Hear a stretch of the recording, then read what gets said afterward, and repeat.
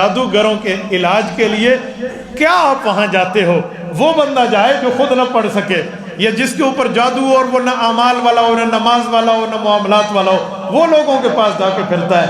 اگر روزانہ سوتے وقت یہ 2 صورتیں کوئی پڑھ لے، اس کے اوپر کبھی جادو نہیں ہو سکتا۔ دن چڑھے اور دن اترے، صبح دن چڑھ رہا ہے، شام کو دن اتر رہا ہے، یہ 2 صورتیں آپ پڑھ لیں، کسی قسم کا کوئی جادو نہیں ہوتا۔ ہم جادو سے متاثر تب ہوتے ہیں جب کلام اللہ سے ہٹتے ہیں، جادو سے متاثر تب ہوتے ہیں جب ہم شریعت سے ہٹتے ہیں، جادوگروں کے سامنے جا کر تب جھکتے ہیں جب اللہ کے سامنے جھکنا ہم میں کمی آ جاتی ہے۔ میرے دوستو، یہ جو حدیث پاک ہے آپ نے سنا ہوگا، اللہ کے رسول نے کیا فرمایا کہ فرض مسجد میں اور سنتیں کہاں پڑھو؟ گھروں میں۔ حدیث ہے نا کہ گھروں کو قبرستان نہ بناؤ، یہاں پر سنتیں پڑھو۔ ایک تو وجہ ہے کہ حضور کا حکم پورا ہوتا ہے گھر میں پڑھو، ایک اور ثواب ہے گھر میں سنت پڑھ کے مسجد جائیں گے تو حدیث میں ایسا ثواب ہوگا جیسے احرام باندھ کے کوئی بندہ حرم جا رہا ہو، بہت بڑا اجر ہے۔ ایک فائدہ اور بھی ہے، وہ کیا ہے؟ جنات سے حفاظت ہے، جنات سے حفاظت ہے گھر میں سنت پڑھنے پر۔ آپ کہیں گے کیسے؟ میں جملہ سمجھاتا ہوں۔ محلے کا کوئی نیک بندہ ہو، بزرگ ہو، وہ گزرے نا تو شریر بچے بھی ٹھہرے ہو نا، جو شریر اور شرارتی ہوں وہ بھی تھوڑے سائڈ پہ ہو جاتے ہیں، بزرگ جا رہے ہیں تھوڑا سا، شریروں کو بھی احترام جاتا ہے۔ تو جو شریر جنات ہوتے ہیں نا اور جو گھروں میں بستے ہیں، کیونکہ جنات ہم سے 9 گنا زیادہ ہے، جہاں 1 بندہ وہاں 9 جن، جہاں 2 بندے وہاں 18 جن، جہاں 3 بندے وہاں 27 جن، ہم سے 9 گنا زیادہ ہے، 9 گنا، جہاں 9 بندے وہاں 900 جن بیٹھے ہیں۔ تو یہ عالم جو ہو نا، تو اس وقت شریر بھی ان میں ہوتے ہیں۔ شریف تو اثر نہیں کرتا، شریر اثر کرتا ہے۔ جب بندہ گھر میں سنت پڑھتا ہے، نوافل پڑھتا ہے، اشراق پڑھتا ہے، اوابین پڑھتا ہے، چاشت اور تہجد کی نوافل پڑھتا ہے، تو شریر جنات پر روب چھا جاتا ہے۔ وہ کہتے ہو یہ تو اللہ والا ہے، یہ تو سجدہ کر رہا ہے، یہ تو اللہ سے مانگ رہا ہے، وہ اس کا تو مصلی ہے، وہ اس کا تو یہاں گھر میں وضو کی ترتیب، وہ ڈر جاتے ہیں، وہ کبھی قریب نہیں آتے۔ جب ہم گھروں کو قبرستان بنا کے بیٹھ جائیں، نہ ادھر تلاوت کریں، نہ ادھر نماز پڑھیں، نہ ادھر کوئی اور دینی کام، تو جینتے سے لکھی تے چڑھنے والا اللہ باویں، تو کبھی جن نہیں آتا۔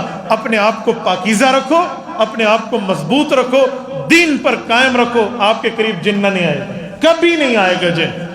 ہاں کسی چھوٹے موٹے نے چھیڑا بھی تو آپ یہ پڑھتے رہیں، وہ چھیڑنے والے ان کو ان کے بڑے سمجھائیں گے، جنات کے چھوٹوں کو جنات کے بڑے سمجھائیں گے، وہ اس کے قریب نہ جانا، یہ تیرے چنگل اور دام تصویر میں آنے والا نہیں ہے۔ میں اپنے مشاہدے، اپنے تجربے کی بات کرتا ہوں۔ میرا ادارۃ النعمان یہ 2013 میں بنا، نئی عمارت جو بنی ہے، اس کی تعمیر ہوئی اور ہماری نئی عمارت بن گئی۔ جب ہم نے وہاں پڑھنا شروع کیا نا، پہلی رات کی بات ہے، میرے ساتھ 1-2 شاگرد بیٹھے ہوئے ہیں اور میں شاید کوئی تفسیر کی کتاب تھی وہ میں پڑھ رہا ہوں، رات کے 12-11 بج رہے تھے، 11 کے بعد کا ٹائم ہی ہوگا، اندھیری رات تھی۔ تو ایک لڑکا نیچے بیٹھ کے مطالعہ کر رہے اور ابھی ہم نیا سلسلہ شروع کر رہے تھے، تو دیوار سے ایسے آواز آئی ہے نا جیسے گڑ گڑ گڑ ایسے آواز آتی ہے۔ تو میں نے پڑھتے ہوئے اتنی زور سے آواز آئی کہ مجھے ڈسٹرب ہوا اور میں نے یوں دیکھا، ایک بار دیکھا تو میرے جو شاگرد نیچے بیٹھے تھے وہ تھوڑا کمزور دل کے تھے، تو اس نے اب آدھی رات کو آواز ہو اور اس نے مجھے دیکھا، میں نے اسے دیکھا، تو باتوں میں منہ سے ہم نے کچھ نہیں کہا، آنکھوں میں بات ختم ہو گئی، آواز جو ختم ہو گئی ہم نے کہا چل جانے دے، میں بھی پڑھنے لگ گیا اور وہ بھی۔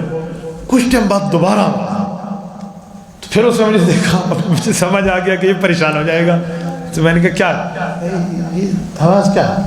اب وہ ایسی آواز نہیں تھی کہ کوئی پڑوسیوں گھر سے آ رہی ہو، تو میں نے اسے کہا اللہ کے بندے یہ سردیوں میں لوہا سکڑتا ہے، یہ گاڈروں کی آواز ہے۔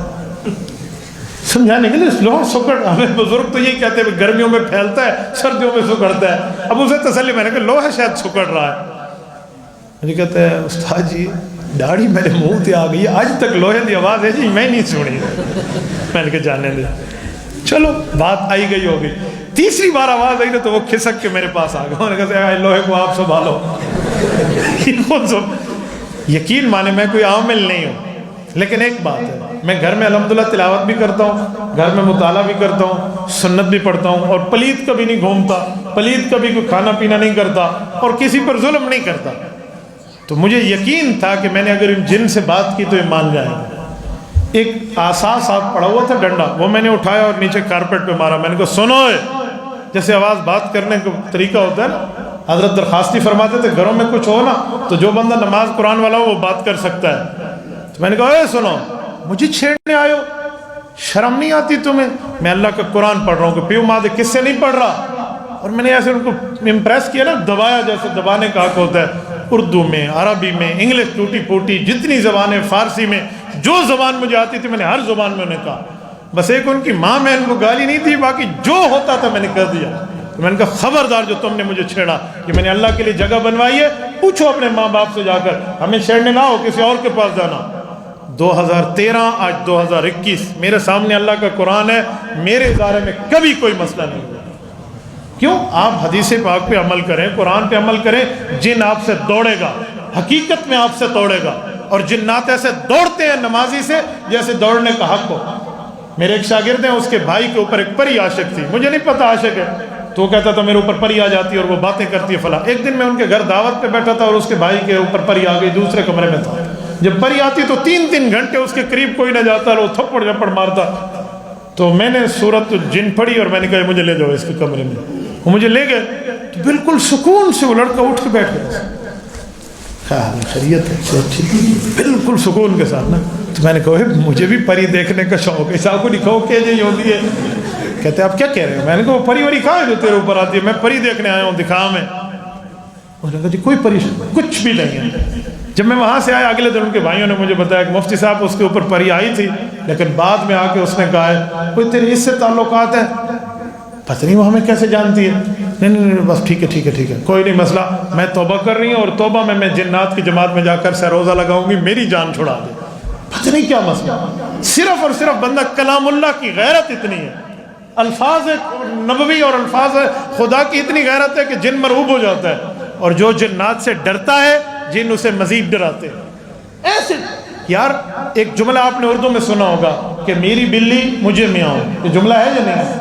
کیا مطلب میری بلی مجھے میاؤں کا؟ کیا بلی تو میاؤں کرتی ہے, تو میری بلی مجھے میاؤں کیوں کہتے ہیں؟ اس کی وجہ کہ بلی کو روٹی میں ڈالتا ہوں, وہ میرے ٹکڑوں پہ پل کے مجھے میاؤں کرے گی, یعنی مجھے چھیڑے گی, یہ مراد ہے. تو جنات ہمارے ٹکڑوں پہ پلتے ہیں. اللہ کے رسول نے فرمایا اللہ یمر بعظم ولا بروث الا وجدوا علیہ طعاما.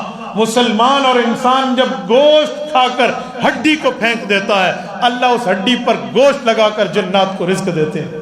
یہ حضور علیہ السلام کی طرف سے دیا ہوا انہیں کھانا ہے. تو ہمارے ٹکڑوں پہ پلنے والا جن ہمیں آنکھیں دکھائے گا یہ نہیں ہو سکتا. شرط یہ ہے کہ میں اللہ کے ساتھ ٹھیک ہوں, میں اپنی شریعت کے ساتھ ٹھیک ہوں. جب میں شریعت اور دین کے ساتھ کچھ اوپر نیچے کروں گا تو جین میری گچی پکڑنی ہے بھائی. تو اس سے بہتر ہے کہ ہم اپنے آپ کو ٹھیک کر لیں, یہی معاملات ہم پڑھیں, ہم سمجھیں, تو کبھی کسی عامل کی منت نہیں کرنی پڑے گی, کبھی کسی کو 2 نمبری نہیں کرانی پڑے گی. جادو ہو بھی گیا تو ٹوٹ جائے گا, ہو بھی گیا تو ٹوٹ جائے گا, ایسے ٹوٹے گا جیسے ٹوٹنے کا حق ہو. یہ منزل کی روزانہ کی بنیاد پر ایک بار آپ پڑھ لیں, صبح شام کے یہی صورتیں پڑھ لیں, بچوں کو سمجھائیں, جو پڑھ سکے تو وہ پڑھیں, جو نہ پڑھ سکے بچوں کے اوپر پھونک دیں, کسی قسم کا کوئی جن نہیں آئے گا. تبارك الذي نزل الفرقان على عبده ليكون للعالمين نذيرا.